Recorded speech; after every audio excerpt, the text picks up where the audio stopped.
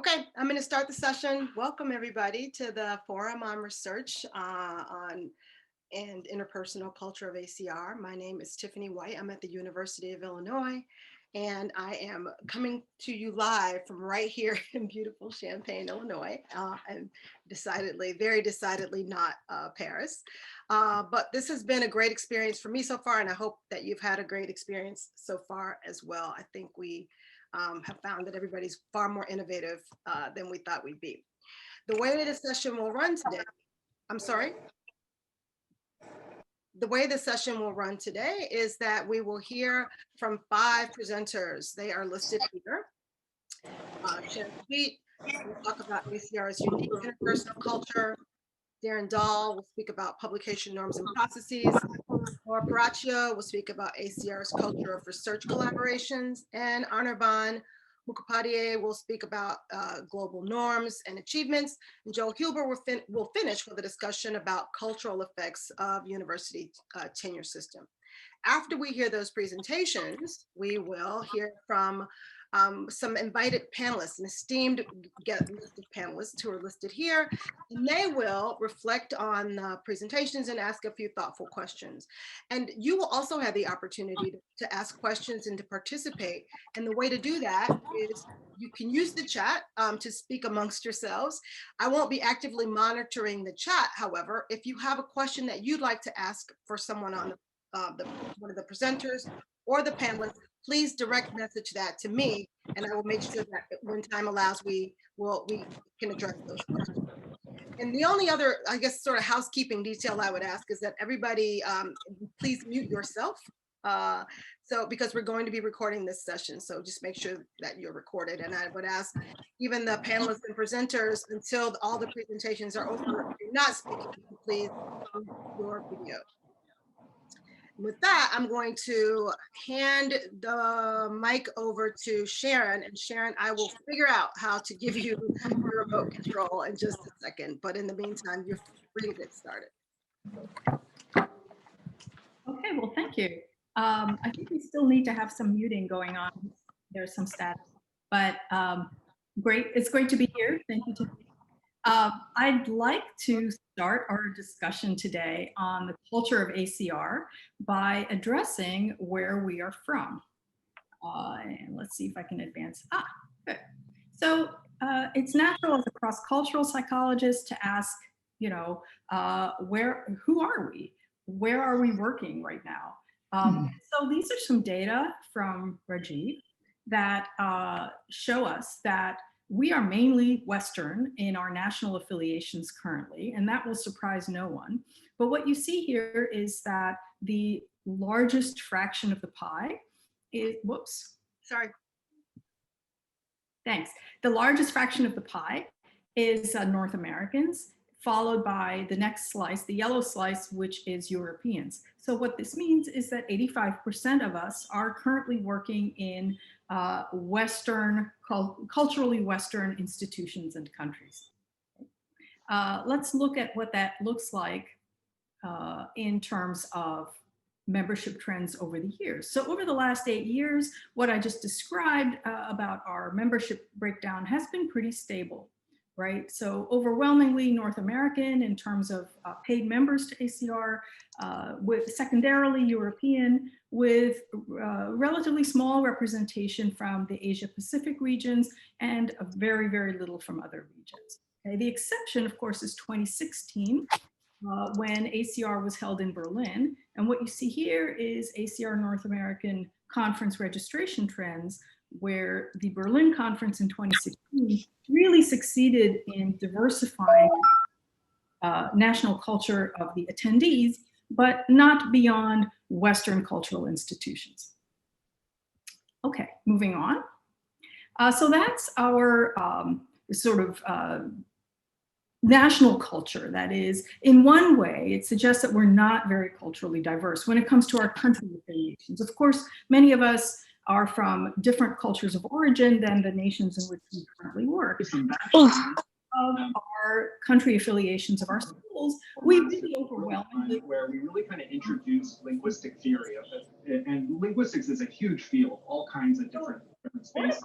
our But what are interpersonal the basic ideas from linguistics that maybe we as consumer researchers don't think our about? interpersonal culture relates Words like polysemy and morphemes, and what exactly is pragmatic, and how might that be relevant and related to, you can look at the psychology or the sociology or other kind of approaches. friendliness. Anne has posted a video on YouTube that And ACR members tend to nurture relationships that are decades I long. imagine you can also access That is, we look forward to seeing each other in different conference contexts and reuniting, sometimes over. Today we're going to kind of move a method and kind of introduce or remind ourselves of all the different ways Someone else speaking language. at the same time.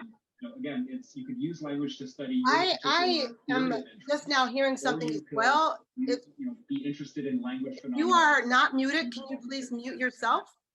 And the host features, I think you can mute everyone. I will try to do that as well. Thank you.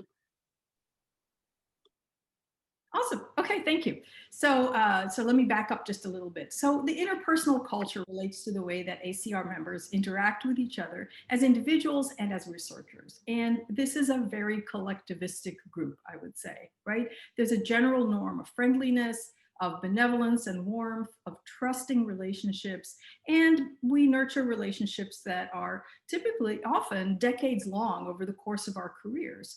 Those relationships are grounded often in our graduate training institutions, which provide us with a lot of social networks that then sustain us, hopefully sustain us throughout a long career, right? So in the verbiage of cross-cultural researchers, we would say that ACR is probably characterized by low relational mobility. We nurture relationships early on, and then we remain in those relationships for the duration, right? And that puts a very strong emphasis on harmony in the way that we comport ourselves with one another, at least when we are identifiable and not anonymous, and we might get back to that. Okay, so you can see some evidence of this. Let me see if I can advance that one more. Can you go one forward? Thanks. So here's a word cloud that Joel Huber prepared. And this is based on the stories from ACR last year. You might remember, if you attended, that you had an opportunity to write a story about a favorite ACR memory over the year. This word cloud shows many collectivistic themes: friends, community, sharing, connect, collaborate, right? So these show the kind of atmosphere that ACR members who reflect back fondly on their experiences, these are the things that really stand out for them. Okay.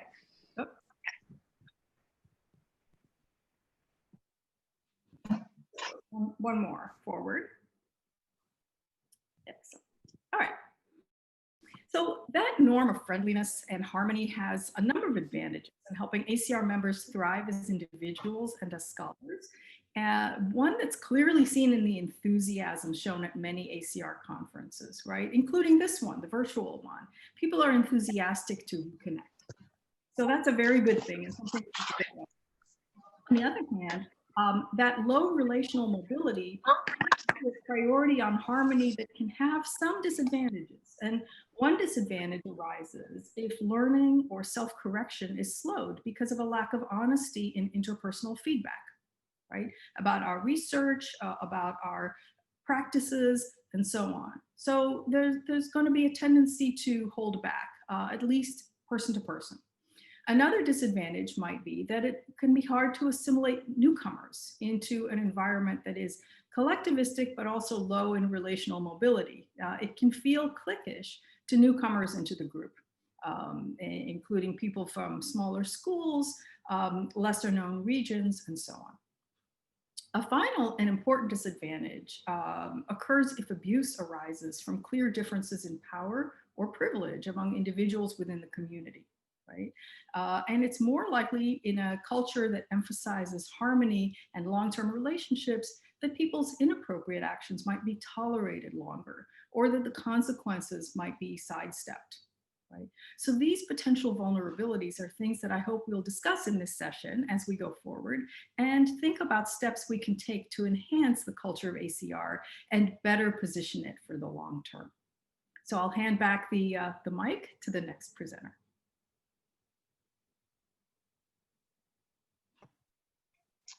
Okay, if we could just move one forward. Good evening, good morning to everyone, good afternoon.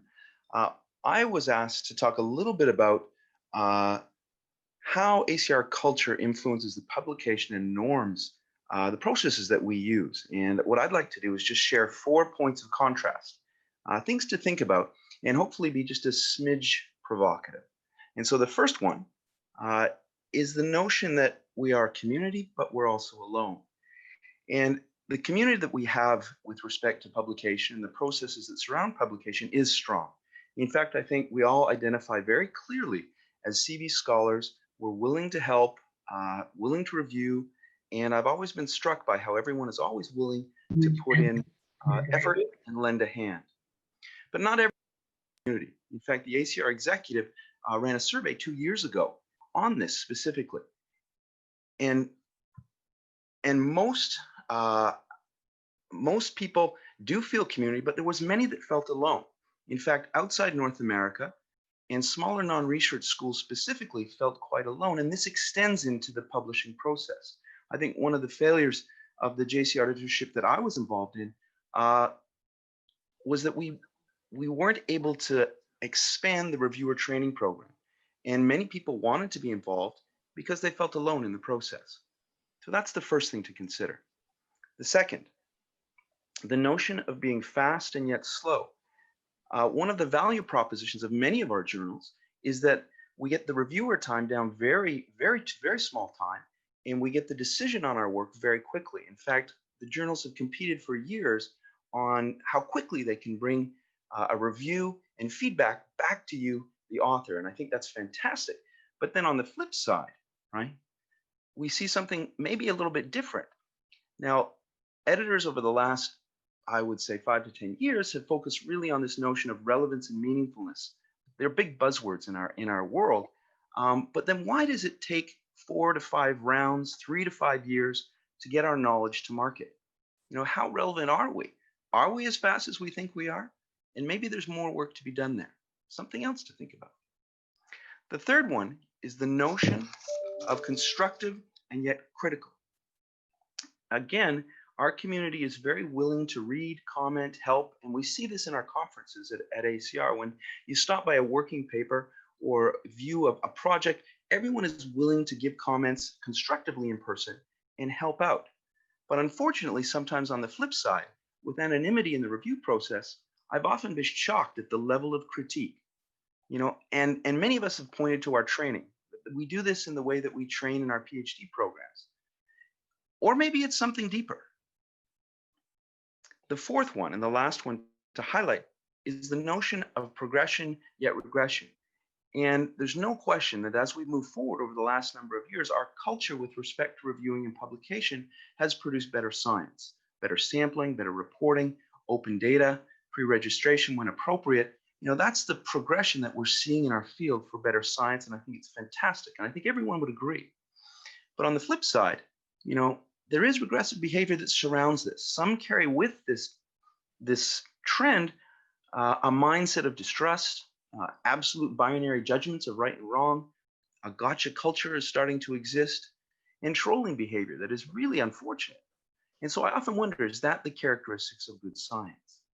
So these are 4 things, 4 potential points of interest that surround this notion, as I end, of you know, what is our culture that surrounds the publication process in our community.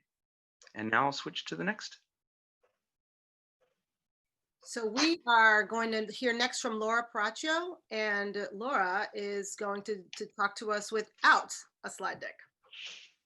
Good morning, everyone. It's lovely to see all of you and see all of your faces. My topic, or I'm going to pull together pieces from Sharon's talk and from Darren's talk and talk about ACR's culture of research collaboration. And when we think about ACR and look at, well, what is its stated purpose or its mission statement? And that mission statement says ACR's purpose is to facilitate the growth and advancement of the field of consumer research. But what does that really mean for all of us? And what does this mission statement mean in practice? How do we live that mission? And thinking about it, what is ACR? Who is ACR? We, its members are ACR. We are the field of consumer research.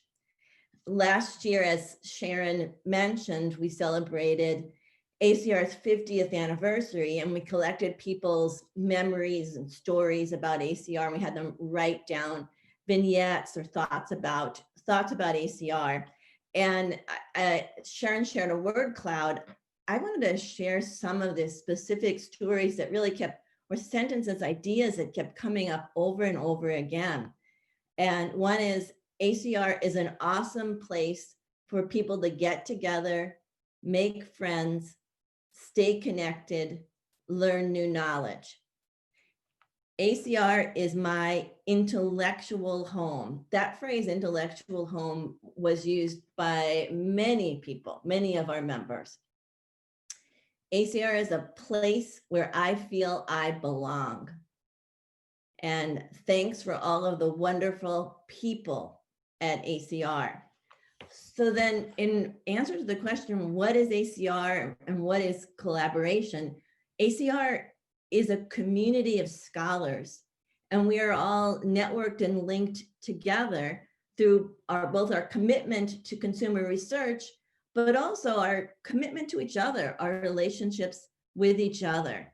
And we sustain ourselves, we sustain the field of consumer research by building those relationships. And so I raised a question this morning, and it goes across all of our presentations. How can ACR help to build more connections between members, more positive connections? And then how can we support research collaborations and relationships that may emerge at ACR? And thinking about how do those research collaborations and relationships emerge is not in formal presentations, it's in the informal hallway conversations. It's during a reception, it's after a presentation when you talk to the person sitting next to you. So as an organization then, how can we, what I'll call, set the stage to create more of these informal conversations to help bring more newcomers into the organization and into our membership and into these relationships that we all have? And how do we facilitate connection and collaboration as ACR continues to grow? And with that idea, using a diversity, equity, and inclusion lens, how can we extend this culture to everyone? And I'll leave it there, and I think turn it next to Anirban. Thanks, Laura. So I have been charged to talk about the international, the global aspect of ACR and ACR's membership. And the point of the organization is to grow consumer research. But as Sharon showed on one of her very first slides, the membership of ACR is not growing very much. It is a very tightly knit community. We're all, not all, most of us are very great friends, and we look forward to the conference and we look forward to seeing each other. And you just see the smiles at the beginning of the sessions and the private messages that I'm sure are flying around even now. And then you wonder, why is it that the community is not growing over time? And I feel that's because there's a core, a very large core, which is very much ACR people. But then there's also a very substantial minority that never sticks. Every year, there's about 100 or 200 new people that keep coming, and they maybe come for one conference or two conferences, and then they go away. We saw this very clearly for the ACR Berlin conference, when there was a huge blip of Europeans who showed up in Berlin, and maybe they would have shown up this year in Paris, but they couldn't, and they didn't stick. And so that is unfortunate. Why are we not able to retain all these new people year after year? And I feel one dynamic that's driving this is the fact that while the organization has grown in the 20 years that I've known it, it's become quite a bit larger. What that's done is it's enabled subgroups to achieve some sort of critical mass, which then sort of splinter off and they become kind of more homogeneous within themselves. And the way I think of it is, you know, when I first came to ACR, this would have been my 20th ACR, there used to be the Chinese dinner, where Chris Shi would take all 4 of them out for dinner. And he would pay because he's the guy who does money. But now there are 150 Chinese people. And, you know, so you've got the South Chinese people and the East Chinese people and the North Chinese people, and they all only talk to each other. I'm kidding. But you see similar trends with Koreans, you see similar trends with other people from other parts of the world. And so as we become larger, ironically, we become smaller with these small self-contained bubbles. And this has 2 effects. One that is on the conference on social norms. What is okay, what is completely normal, what is acceptable for one type of person or for one group of people with one background is not that okay with other people. And that could go to things like parties or dresses, you know, just how you hang out, how you greet other people, for example. Or it could even be something even more basic. For example, we have an ACR party. For the last 10 or 12 years, we've had parties on Saturday night. But most of us from Asia do not attend these parties because it's a choice between attending the Saturday party or being in your Monday morning class with the 16-hour time difference, right? And so that's just a structural way of exclusion, which is built in, it's baked into the system. And then you look at the academic side, because after all, we are an academic community with academic, you know, raison d'etre. The reason that people come to ACR from the academic side is very different. In many parts of the world, as you go out beyond the core ACR community, an ACR conference proceedings paper is worth its weight in gold on your CV. And so you come to ACR to present the completed piece of work. But for many other people, and these tend to be the more core ACR types, you don't want to publish a conference proceedings paper. You want to finish the paper and send it off to a journal, right? And presumably a high-ranked journal. And instead, what you want to do with your ACR presentation is basically get your university to pay for your trip here.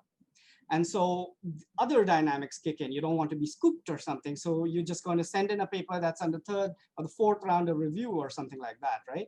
Or something that you presented several times. It's just easy. You go, you present it, and then you're off with your friends. And so what that does is it leads to a huge amount of diversity. And in this sense, it's not diversity in a positive sense, diversity in the level of completeness of the work that is presented at different sessions. And so that, again, makes it kind of harder for the kinds of conversations that Laura's talking about, because those of us who are more familiar kind of know which sessions to go to and which ones not to go to, which, you know, you do what's easiest for you. And I'm going to leave it there because I know there's lots of discussion to come. Over to you, Joel. Thanks.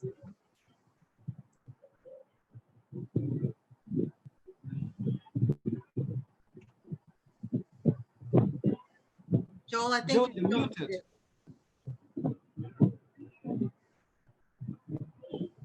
Thank you, Anirban. You all just heard from Sharon about the unique culture of ACR, and then from Darren about the impact of the review process, and then from Laura about the way it encourages research collaborations, and finally from Anirban on the successes and challenges to ACR as it expands globally.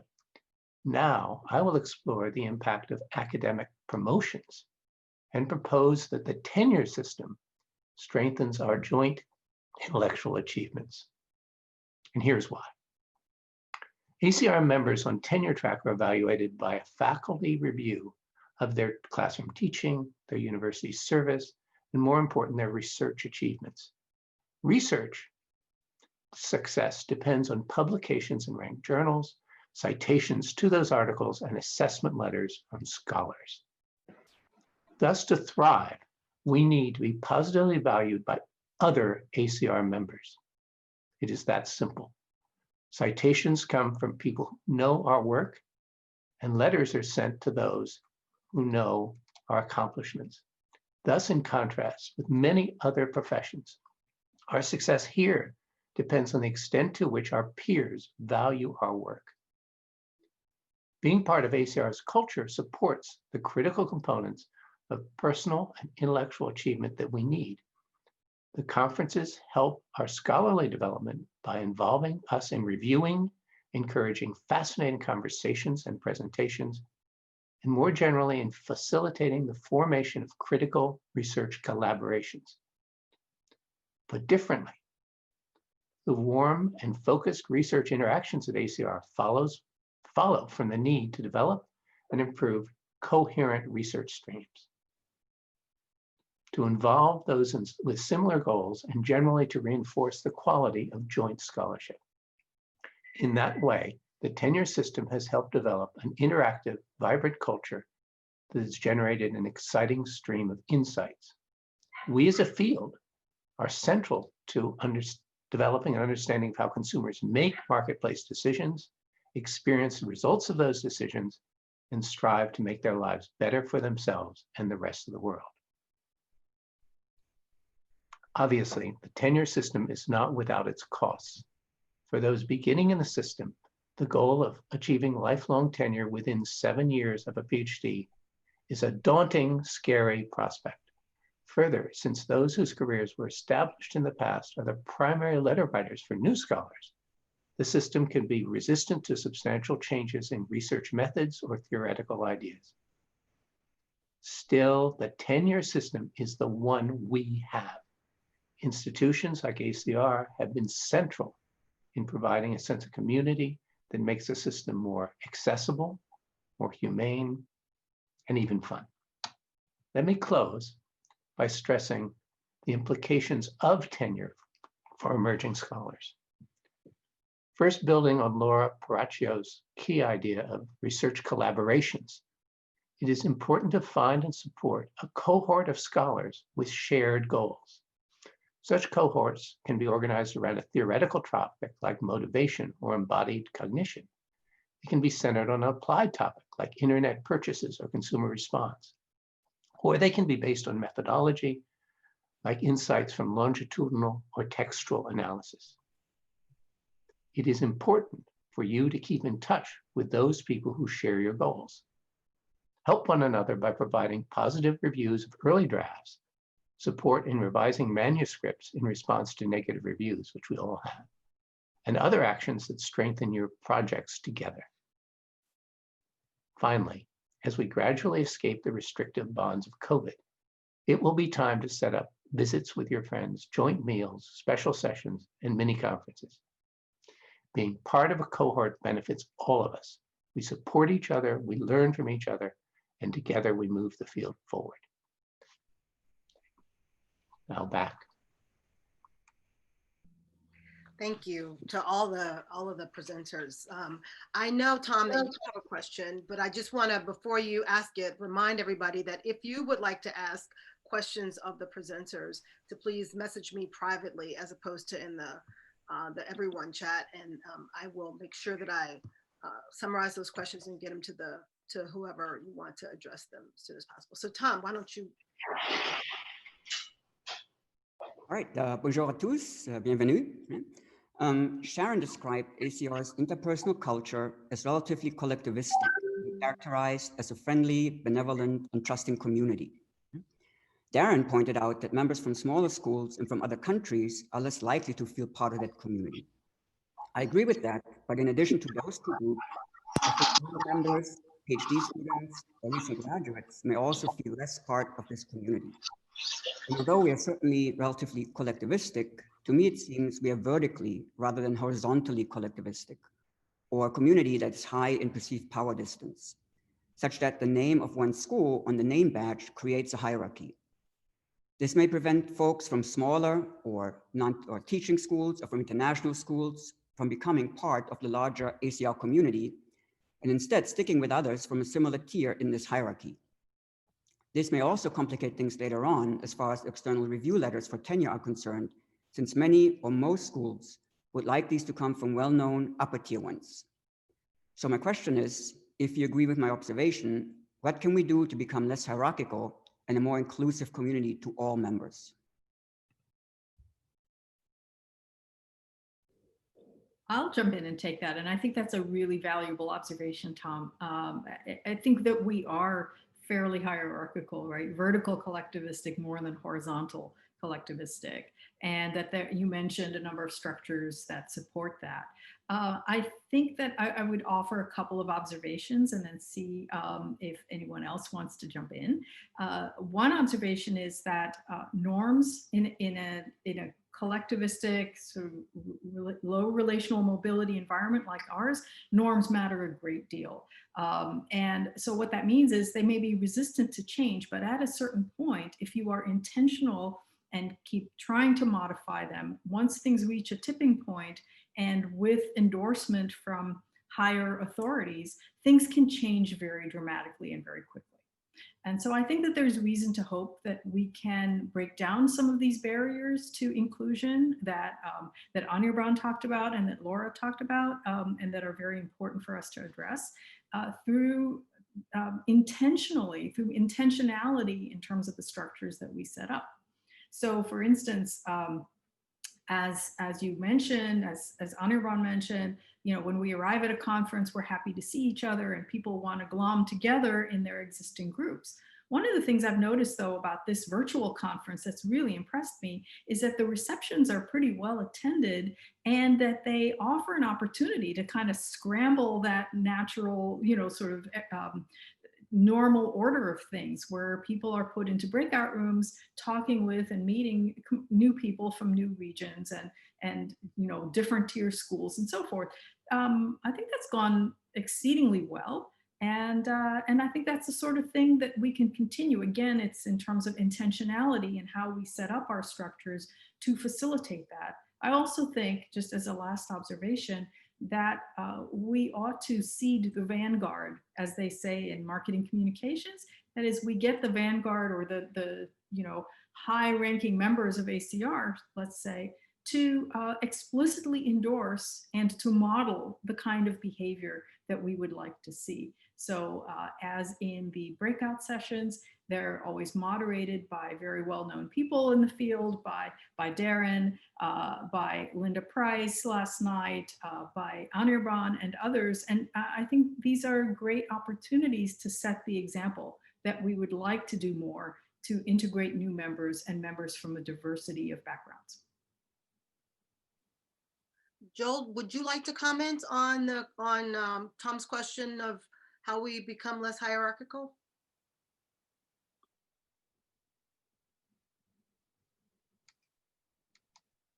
Yes, Anirban brought up a number of things that I think are crucial for the process of people moving into our field.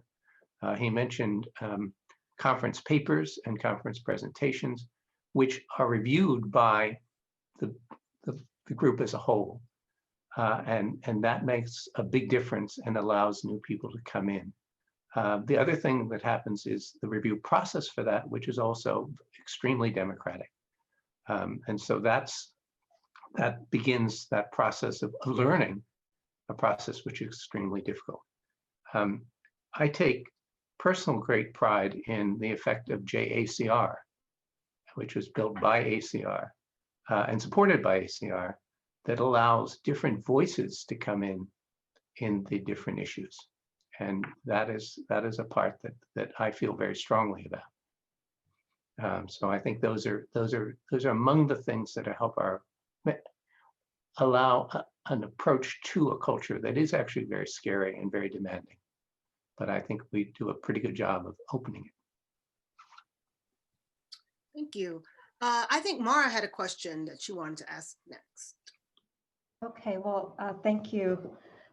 Tiffany and Laura had asked me to just very briefly share some of the steps that we've been taking to foster inclusivity at the Journal of Public Policy and Marketing. And one of the reasons that we baked inclusivity into our strategic plan was that we thought that having new and different perspectives that weren't actively engaged in our community would actually lift the quality of the work up by improving and enriching the discourse and expanding what we know about perspectives from other parts of the world. And so we took some specific steps to try to execute on that plan, like significantly increasing the underrepresented minority community and international scholarly community in key roles like the editorial review board and among the associate editors. I was really thrilled to see that David Crockett's paper on stigma in the Black community had won a Best Paper award. But my view is that often this type of work isn't very present in the journals. The representation is quite low, and Jerome Williams has done some research on that, and some of that was discussed in the DEI session. And one fear I have is that when, as junior scholars, we don't see that work in the journals, then it kind of like doesn't signal that this is the type of work that we should be doing. And so my question is, and I guess I'll pitch this to Laura because we've talked a bit about this question of diversity, equity, and inclusion, is how can we encourage research that continues to push the boundaries in terms of bringing in more inclusive perspectives in terms of consumer experiences, in terms of the types of samples that we include in our research, and just the lived experiences of those consumer groups that we don't widely see. So that's kind of, I guess, partly wish, partly question. Thanks, Maura. Thanks for joining us this morning. And Maura, of course, is the co-editor of the Journal of Public Policy and Marketing. And as we think about diversity, equity, and inclusion and ask ourselves, well, what can I do? What can we do, but what can I do? One of the things that I know I think about and I have found has been helpful to me is when an opportunity comes on my desk to write an invited article, for instance, which many of the people I know on this call are given those opportunities, we want to look broadly and ask ourselves, who can we include? Are there other junior scholars? I know most of the time when we think about these opportunities, we think, can we include, I have my friends, I have my research cohort that I like to work with, but can I look outside that? Can I reach my hand, extend my hand and look outside that and say, are there others? Are there junior scholars? Are there scholars of color who are working in this area that I can include with this opportunity that I have just been given? And so, and that goes for all of us who plan panels. We want to think about, are we just, reaching within our group where it's easy to make the ask, or can we think more broadly and ask ourselves, and this is the question I asked myself as we were planning the SCP doctoral consortium, who's going to be at that consortium? Who are those doctoral students? The doctoral students today are diverse. When we think about who we're going to ask to speak to them, we need to make sure that our speakers reflect the diversity of our audience members so that they can see themselves and they know that they too can do it. So I think these are at a tactical level, things that each one of us can do to really make a difference and make a change. Thank you, Laura. Flora, are you with us? And I think you also had a question. Yeah, hi everyone, can you hear me? Yes. Perfect. So thank you, Tiffany, for putting this session together, and thank you to all the speakers for your valued points. I think it is very much a worthy exercise and conversation to have this session, hopefully even continuously at every ACR. For me, it's very important, just the fact of actually talking about ACR as having its own culture. So if you sort of apply the anthropological notion of culture into the discussion we're having today, I think, and we are more explicit about our norms and routines and institutions and values, it could also be very helpful for newcomers, foreigners, outsiders, however want to classify the other. So I very much value the points that everyone shared, especially the talk by Anirban and Laura about diversity. So with that regard, the question I would ask to the panelists is around the idea of could we have more or an established institutional practice or policy at ACR and maybe even broader that will sort of facilitate the culturation of newcomers into our own culture. So I'm thinking here affirmative action, which in US has a long history and has helped a lot with some regard. Could we even imagine something like that for not just gender, ethnicity, race, but also outsiders to our community? So yeah, thank you. That's a great question. Anirban, would you like to take? Yeah, well, affirmative action, I don't know whether I can speak to that except to say that I believe that people need to be helped, but I think it's important to think about the specific context and what kinds of help, right? And in my mind, there's always a difference between the conference and the 3 days that are extremely intense, and then what we do for the rest of the year, which is the academic stuff.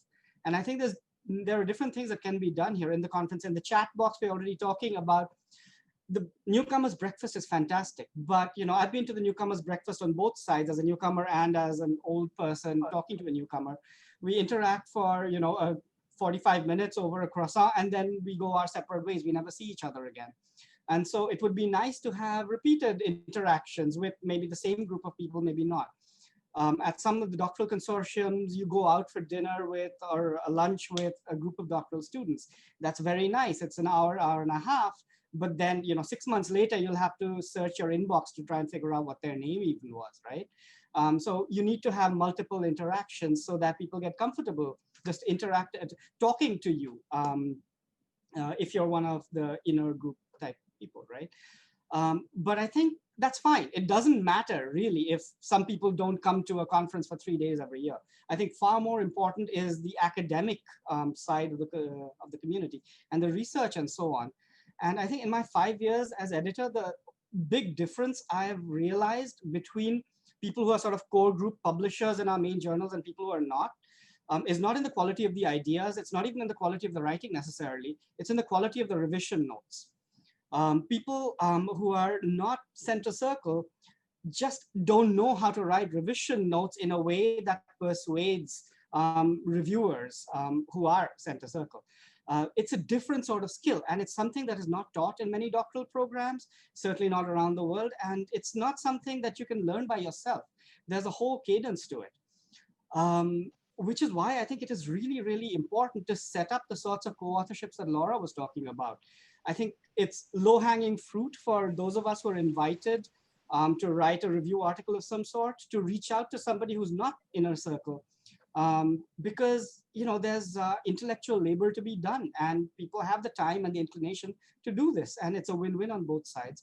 But that's not all. I think we need it for the types of regular empirical papers that we write. And I've heard of people from the global South who read papers in JCR and JMR and JCP and write emails to the authors, and those emails just never get replied to. Somebody said, I must have written several hundred emails, I got 2 replies, is what one person told me.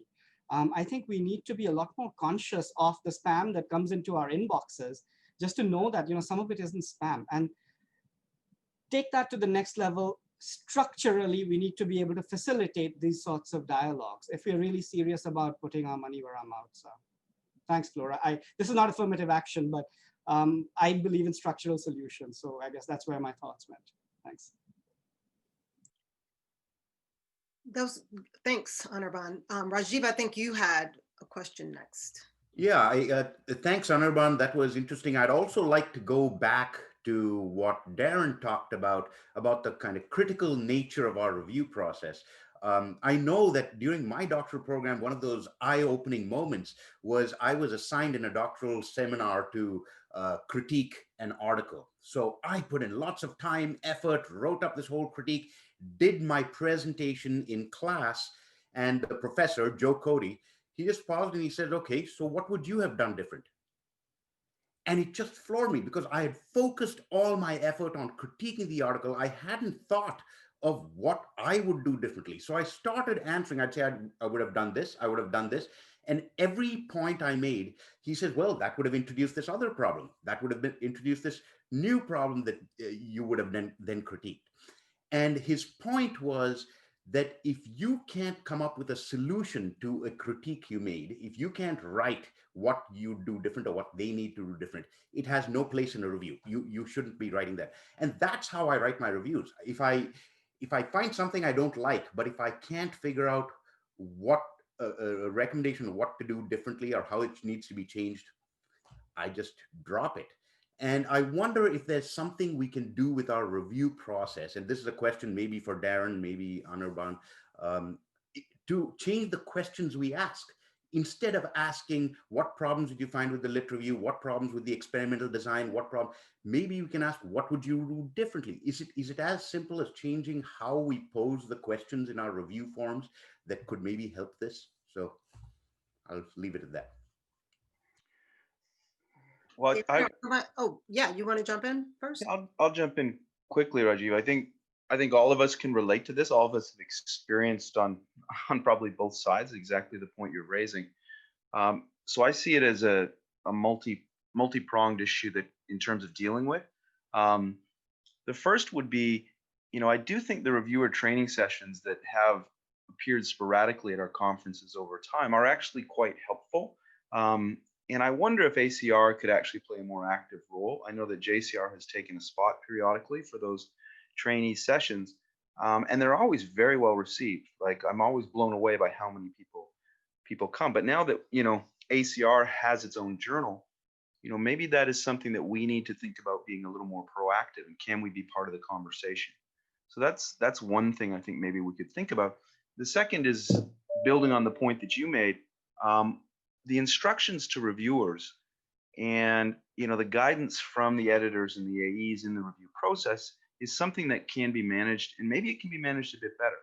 And I'm not sure that we have enough discussions with respect to journal leadership on that front. And so I think your idea in terms of, well, how do we actually provide a template is something that I think is quite interesting, and certainly something that could be followed up on. But overall, I think just more training and more framing, I think, could really help the situation. So great comment. Anirban, did you want to add anything? Well, I think there is a positive drift in the field towards positivity. At JCP, I think our efforts have mostly, it's midnight here, been with AEs. So we request the AEs to have a last paragraph that says how, regardless of whether you think this paper is going to be rejected outright, how do you suggest that it be improved? And as editors, we try to do it ourselves. Priya is very proud of the number of thank you notes that she has received for desk rejections. But that's not a positive way to percolate the same spirit down to the entire reviewing community, which is several hundred people. But I do believe that that is a message that needs to be reinforced, and I don't think we have done that enough. Excellent. Iris, I think you have a question. Yes, thank you. I share Joe, Sharon, Laura's view that our ACR culture values friendly, benevolent, long-lasting, and trusting relationships. And ACR is an awesome place to get together to learn new knowledge. And I agree that teaching is as important as research. Research and teaching are interconnected. So these are core beliefs that help promote long-term relationships and innovations. And I also heard from several people. I asked them why they are no longer coming to conferences, not only ACR conferences, but conferences in general. They said, conferences are for new people, or reunion of old friends. Long distance travel is tiring, teaching commitments are more important. So my question is, how can we further promote or foster these valuable aspects of the ACR culture? Would assignments of roles to ACR conference attendees help?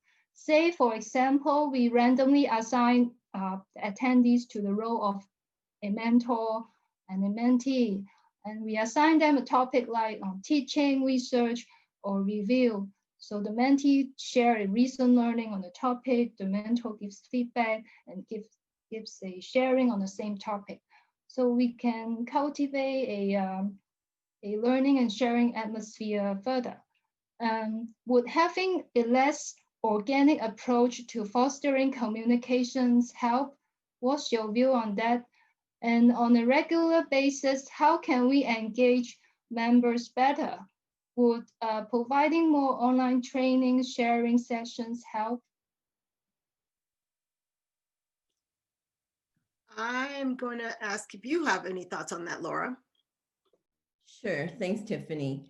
I think there's a lot of pieces to this question that Iris just brought up, but I guess there's one piece that I wonder if it gives us kind of an action step, and that is this idea of maybe creating toolkits. So toolkits for ACR as an organization, toolkits for senior researchers, toolkits for junior researchers. And by that, I mean just codifying the promise, what I call promising practices, the things that we can do to really improve the ACR culture. So for instance, a toolkit for some of us who are more senior might just include ideas like, when you sit down at a session, introduce yourself to the people sitting around you. How often do we even walk into a session and we might sit down and we don't know the people around us. And that might be something, it's something simple that we can do that may really make a difference and really contribute to promising culture. If we think about a toolkit for ACR as organization, it might be things like, these giant receptions are so big, it's hard to get to know anyone. Is there a way to have one reception where we're assigned to small groups? And by doing that kind of small group assignment where it would fit of 25 people or 50 people, does that allow us to have more conversations, perhaps even conversations with people we don't know? And maybe those that kind of reception happens in the middle of the day. It doesn't take us away from the stuff that we already want to do and are having the social time that kind of is built into our conference script, so to speak.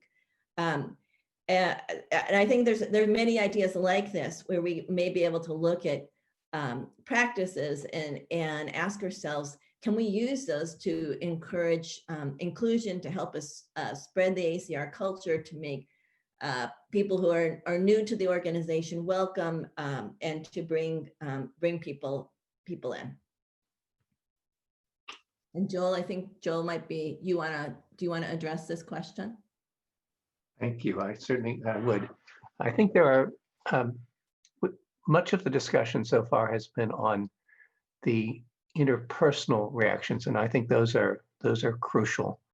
And we need to do ways that we don't scare people away, that we're more open to them. My sense is, relative to other groups like marketing science, we're actually quite open and quite friendly. So I want to focus on how people learn to survive the review process, and I want to first focus on a chance to do that. I mentioned that within ACR conferences, you have a chance to review others' papers, and in the review process, ACR had a process whereby young faculty could write a review. And those were interesting in that they brought up something else, and typically a senior professor would see them. But when you see a review that you've written and then you see the other reviews, you come to realize what the norms are. And so I think the more cases we have where you are involved, where the review process is pushed down, the better off everyone is. The openness of the review process is quite scary, but a wonderful chance for learning. We have, I'm sure many of the others have done that.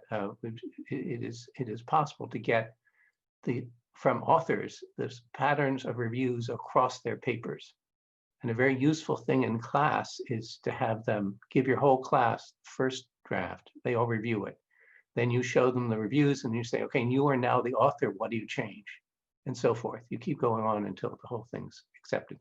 So there are lots of ways that we can push that process down. My sense is what we do in this field may seem magical, but it's actually pretty mundane. And once you learn the rules, it's quite open to other people. Thank you, Joel. Zainab, I think you had a question. Yes, thank you, everyone. I'm going to be brief. I think we're at the crossroads of research ethics and integrity. And I don't think we are less integrist or less ethical. I think we're just more attuned to it and there's more need for governance. But how can you rethink the incentive and control structures to reassure rigor while, still maintaining community? I think a few people alluded to that.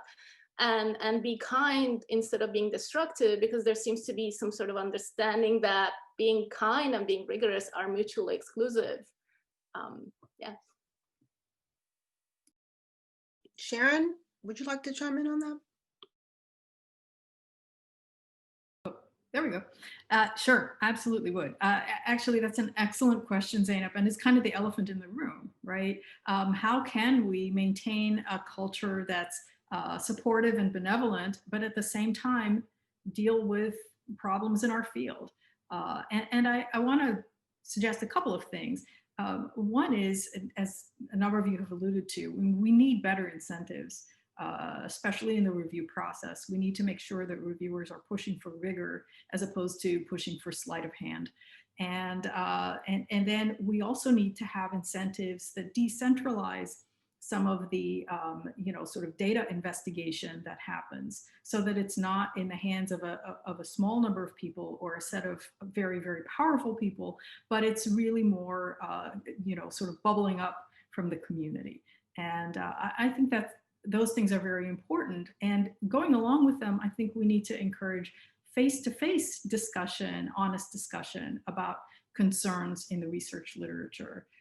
And have structures that support that. Anonymity is bad. It can lead to the kind of trolling that Darren alluded to. And I don't think it necessarily leads people to feel that they want to improve the field. I want to throw one idea out there and see if anyone thinks that it could work in the ACR community. And it's something that has started recently in psychology, which has dealt with its own data integrity issues. And it's adversarial collaboration. So where a couple of people or multiple people, scholars who may be at similar levels in terms of their stature in the field, might disagree on the explanation for a particular phenomenon or whether a particular effect is real. So then they would join together to design a set of studies that, from different perspectives, look to see who might be right. I think that if we encouraged more adversarial collaboration, and by encourage, I mean actually build in incentives at journals and at conferences to set aside some space for that kind of work, I think we could improve the field, because we would incentivize more people to get involved in figuring out what the truth is. And we would provide reasons for people to want to interact with each other about their work. In fact, I think that adversarial collaborations could actually help us deal with more than one problem in our field. We tend not to speak to one another's research, really. We tend to be somewhat fragmented. Our journal norms and incentives tend to encourage us to write our work as if no one has ever thought of anything related and nobody else's work speaks to my work. But if we had more encouragement for adversarial collaboration, we would need to speak to each other's work more and think about what your finding implies for my finding and vice versa. So I want to suggest that as one potential structural priority, where if we could build in incentives and space, we could enhance the kind of work that gets done. Laura, did you want to jump in? Is that you heading towards your mute button? Yes. Yeah, I'm happy to jump in. And I think, Sharon, that was an incredible answer to this question. But I think, Zainab, you were asking really a big question. I'll call it about the ecosystem that we all operate in. and what are some of the kind of behaviors, threats, what are some of the things that are happening within our ecosystem. And one thing we haven't mentioned this morning is the impact of COVID-19 on all of us. Certainly in terms of health and families, it has had an impact personally on many of us. But professionally, it's also having an impact on us. There was an article yesterday in the New York Times about young female faculty members and the tenure process. And it was about how disruptions, because many of us have young children at home, are impacting our ability to be productive. And I want to raise that as another issue, as ACR is a caring, connected community.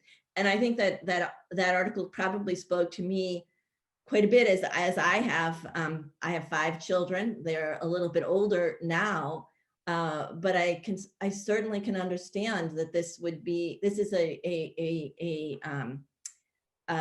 really challenging problem.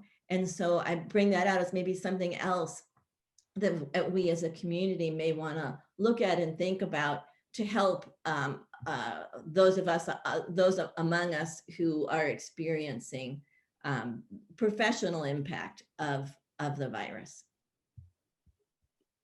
Thank you. Simona, I think you have a question next. Sure. Hi, hello, everybody. So this is a question probably for Joel and Darren and Anirban talked about these self-contained bubbles. And I want to preface by saying that I love ACR and I love all of you, but I was always struck by the fact that, we are all friends and we dance together and, we do research together and we do all these wonderful things together. But then in the end, we all judge each other. And I can see the positive side of it that Joel highlighted, but I can also see the negative side, right? And I wonder how we can really build these relationships that are authentic and constructive and meaningful with other people in our field, given that we also know that these people in our field are probably gonna judge our career or decide our career. And it's just very small field. Other fields, maybe they're the same rules, but they're pretty big. Here, there are very few people and probably very few powerful people who can decide for careers of others. So I don't know if there is a solution, but I was just wondering whether sometimes it could be good and healthy to have maybe externals, people from other discipline come in and do some of the judging, or if you have any other ideas or comments about this. Maybe I'm worrying too much about something that is not something to be worried about. I think Joel might want to comment on this, but Darren, how about you jump in? You have some thoughts to jump in with first? Sure. I mean, Simona, obviously it's an interesting issue that you raise. And I think the solution that you start to push on is probably a good one. Can we invite people that are a little external, or at least a tangent to our community to have comment on things like tenure decisions or review process decisions? And I don't think we look far enough afield. The big problem with that idea is, what is the incentive for those outside parties to really participate in judging and helping us, with these decisions? And that's, as an associate dean faculty, I always found that difficult to try to motivate people to write letters, for example, that are truly outside the discipline. So I like the idea, but I think it's still a bit of and maybe Joel has some ideas, but it's still a bit tough to incentivize people from outside to comment. The other thing that I would say that I don't know that we do a good job of is this notion of conflict of interest with respect to judgments. And, often as an editor, and I'm just looking backwards, and Laura, I know, has been there as well, but, you just want someone to review the damn paper. And people will say, oh, I've seen this paper before, I'm friends with this person, and it's tough because, that you probably shouldn't send that paper because there is that relationship. But sometimes it's hard to find that right reviewer because it's such a small field. And so when we think of conflict of interest, and I guess this is some chatter for June who's stepping up, how do you manage that? And I don't know that we're very honest and clear about that. in the field. And so I think the notion of conflict of interest is something that, I'd love to hear more from Joel, who also has a lot of experience about as well. So thanks, Simona. It's a good one to raise. Did you want to comment? Sure do, if I can. Conflict of interest is one of the things that an editor, and I want to draw it down to associate editors. Associate editors have all the information. They know who's writing and what they're writing about.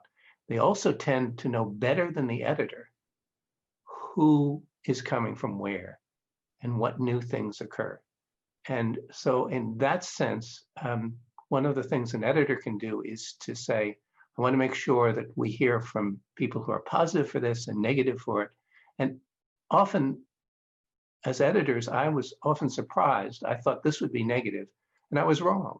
I think people who are friendship, often everyone knows their friends, they're more cautious, they're trying to change them. And often people who are avowed enemies are in fact very, very careful.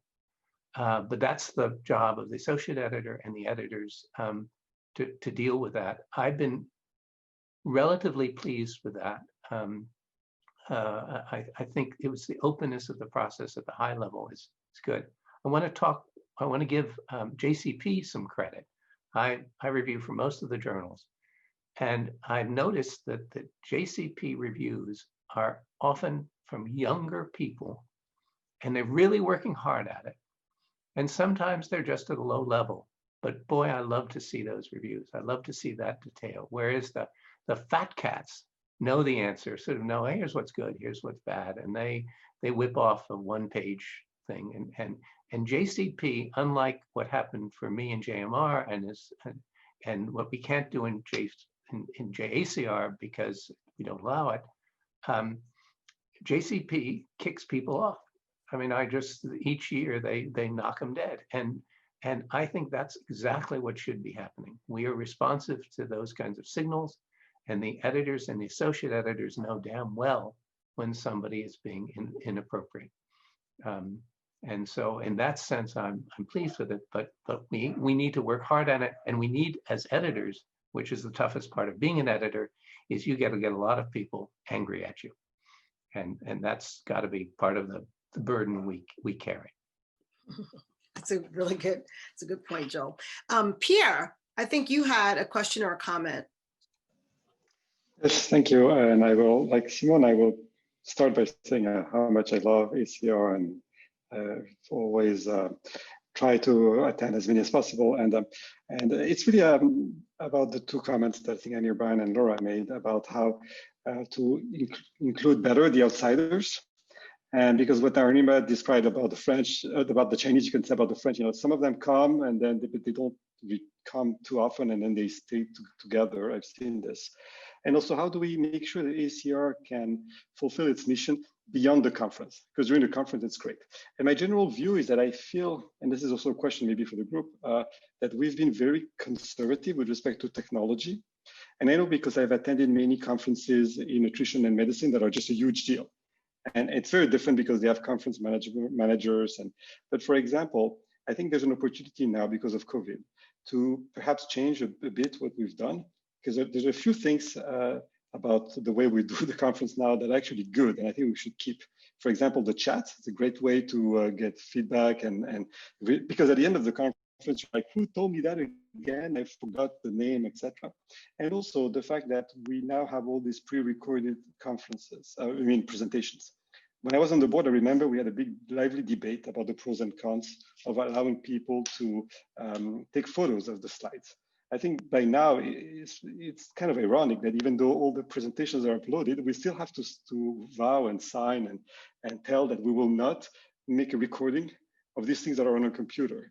And I personally think it's a bad idea, because if you miss a talk because you were in a different room or you couldn't go to the conference, it would be a great service to be able to have these recordings beyond just the few days that are available now. And so I guess my question for everyone is, how can ACR better use technology and be a bit perhaps less conservative in that respect? Because honestly, I don't think we've changed in 25 years. it's still, we bring your USB key and then you leave. And I think there are opportunities there to use technology better to fulfill these 2 points of getting everyone involved and for advancing consumer research also beyond the conference, the 3 days of the conference. This is a really good question, and I see Anirban moving towards his mute button, so I'm going to toss it over to you. I think you have a response. Yeah, thanks. I think we all know that, when we transitioned to online teaching on Zoom back in February or March or April or whenever, it was like the sky was crashing down around us. And then it turned out that the online teaching wasn't that bad. And, towards after a few weeks, people are like, well, I can getting the hang of this. And, it was tough. It's a lot of work, learning a whole new set of skills with different muscles. And then it works out, right? And at HKUST, actually, we found that if you compare the teaching evaluations for the entire university for spring 2020 to spring 2019, it actually went up. And in general, some people did better, some people did worse, but in general, it went up. And now it's the second time around that people are doing it. And a lot of people don't want to go back to face-to-face. A lot of students don't want to go back to face-to-face because there's lots of advantages to this online thing. And I think as we're realizing now at this conference, there's lots of advantages to the online thing for exactly the same reasons. I don't have to do 32 hours of jet lag anymore. I can, take part, like somebody in this session was doing 2 talks at the same time, right? Maybe they're still there in case, hello. And there's all the chat going on in the little window on the side. And we should take these things forward. We should take the virtual breakfast forward once every month. And if, somebody's having breakfast in New York while I'm having, a beer at 7 p.m., that's fine too. We can do that, right? We can do other sorts of small group interactions, all under the ACR umbrella. So it is that word again, structured. So thanks, PF, for bringing this up. And exactly, the gauntlet has been thrown to Anya. It's balls in your court. So I do have one question from the audience that I want to make sure we have time for, but does anybody else want to comment on the technology? I was only going to say, I agree completely. And I think that one other thing that Zoom and technology in general lower the barriers to is the idea that we all have to travel at a specific time to be together, right? I mean, we could be having these conversations anytime. It doesn't have to be the first week of October. So it doesn't all have to fall on Tanya's shoulders and her, team. We could be doing this, the monthly breakfast that we talked about in the chat or anything else as often as we want. It's a very good point. This question that I got, I only got one, and I think it's a question and a comment. And the question is, what role can ACR play in reducing academic misconduct? I think this is probably a bigger question than we have time for, the kind that often leads to retractions. And then on a related note, this person made the observation that psychology often disseminates replications of findings of prior academic work, and we don't seem to have that kind of culture in consumer research. Does anybody have any, I just wanted to make sure I got that question out there. Does anybody have any sort of spontaneous thoughts on that?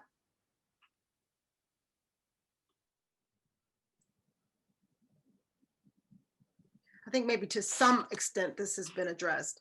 And certainly the person who asked the question, if you want to unmute yourself and refine it in the 30 seconds that we have left, please do. Well, can I just say that it's a really big question, so it's not going to get answered in 30 seconds. Yeah. But one reason that these sorts of things happen in psychology is because there's so many more journals in psychology. And therefore, there are more avenues for papers like this to get published. Whereas the real estate in marketing is much less. And so the competition for theoretical contribution is much higher, or any other kind of contribution. This is a reflection of simple market forces, I think.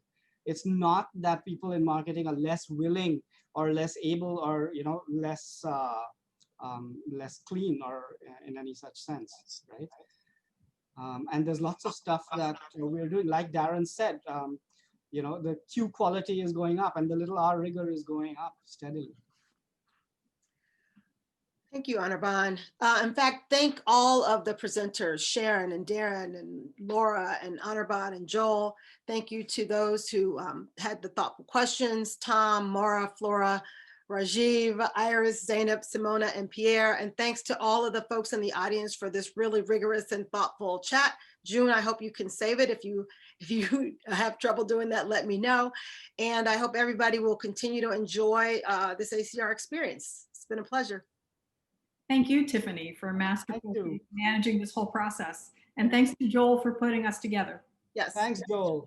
Absolutely. Thank you, Tiffany and Thank Joel. you, Tiffany. Thank you. Bye-bye. Thank you, guys.